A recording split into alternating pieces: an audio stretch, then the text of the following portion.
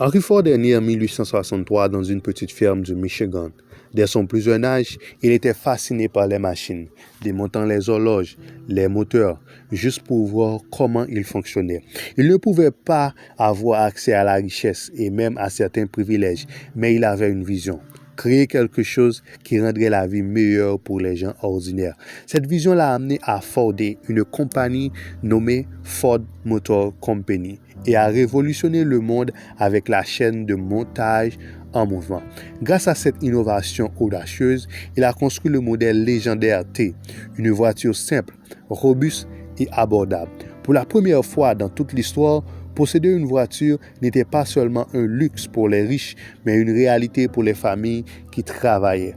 Mais l'histoire de Ford n'est pas seulement une question d'éclat d'ingénierie, c'est aussi une question d'humilité et de courage, alors que la plupart des propriétaires d'entreprises de son époque réduisaient chaque jour, chaque goutte de leurs travailleurs, mais Ford avait une idée géniale puisqu'elle payait 5 $ par jour à ses employés, soit 2 fois plus que le salaire standard.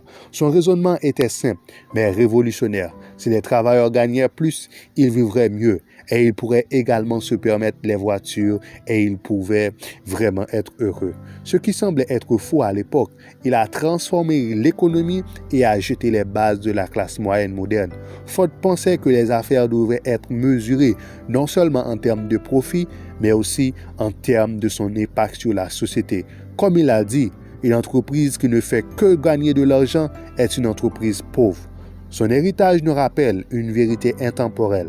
La grandeur et la vraie grandeur n'est pas dans la richesse, mais c'est une question aussi d'utiliser l'innovation et du succès pour élever les autres.